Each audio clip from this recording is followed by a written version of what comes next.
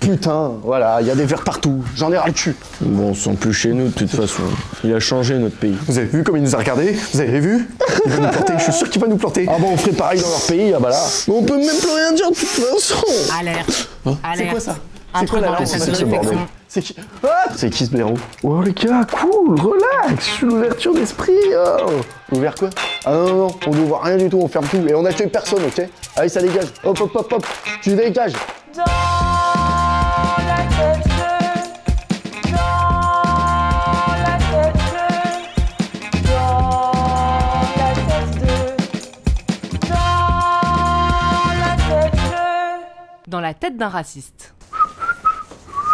Hey, salut. Tu connais un raciste? Je connais un raciste. Nous connaissons des racistes. Ton gros oncle qui boit du Ricard et qui fait la même blague depuis 40 ans est raciste. Oh mon dieu, ça c'est le seul jeune que j'aime. Hein. Je t'emmerde, tonton GG. Bref, ils sont partout. Ça c'est une phrase que j'ai empruntée à tonton GG. Et pour éviter de leur mettre 3 pancartes à la prochaine blague facho, on va plutôt essayer de comprendre ce qui se passe dans leur cerveau. Allez, suivez-moi.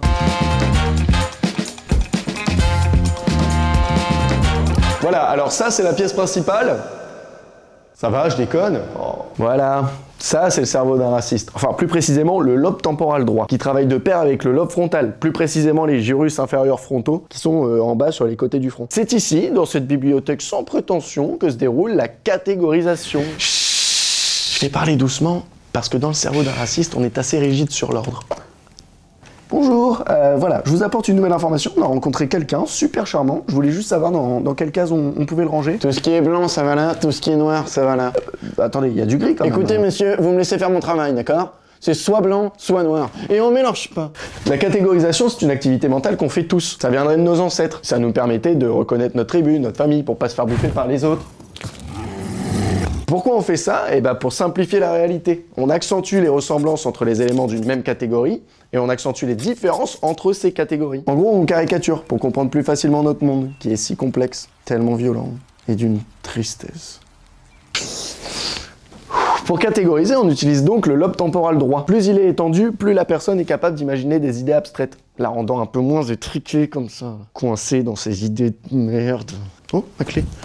Alors même s'il ne range pas les choses toujours au bon endroit, le cerveau raciste a une logique. Sa logique. Bon, et ça, qu'est-ce que c'est? Un chat! Très bien. Donc on le range dans la case animal, dossier mammifère, à la page truc tout choupi doubidou. Bon, et ça, qu'est-ce que c'est? Un champignon! Exactement. Donc on le range dans la case nourriture, dossier E7, à la page truc chelou à ingérer avec précaution, sinon on se rappelle le bad trip qu'on a fait au Cap d'Agde avec...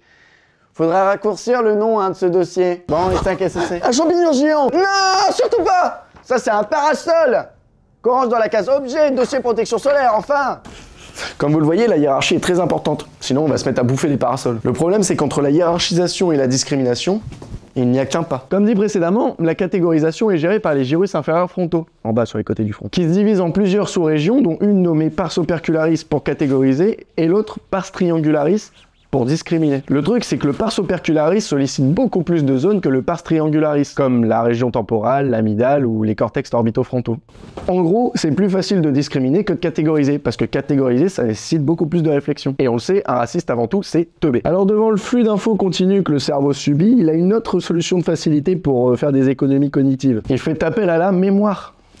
Oh putain les gars, faites gaffe, c'est un bleu. Vous vous rappelez, dans tous les films qu'on a vus, les bleus c'est toujours les traîtres. Faut faire super gaffe. Ouais, bah moi c'est pareil avec les verts, faut s'en méfier aussi. Vous vous souvenez, dans tous les contes qu'on a lus, à chaque fois les loups-garous ils étaient verts. Ça fait peur. Ouais, moi c'est les rouges, on m'a toujours dit qu'ils étaient sournois ceux-là. Alors lorsqu'elles s'accompagnent d'émotions négatives comme la colère, putain, la tristesse ou la peur, et bah les catégories deviennent des préjugés. Donc quand on est confronté à des personnes extérieures à notre groupe d'appartenance, bah le premier réflexe c'est la peur, sûrement hérité d'un instinct très primaire. Et ça c'est géré par l'amygdale cérébrale, le centre qui est censé réguler nos actions face à la peur.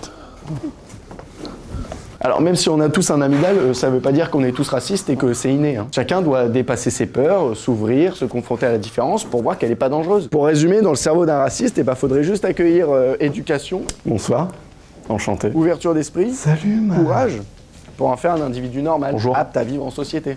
Voilà, maintenant vous savez ce qu'il y a dans le cerveau d'un raciste et comprenez mieux pourquoi il est super important de les ces fils de leur mort. Oh, stop, t'arrêtes. Bon allez, envoyez les rêves.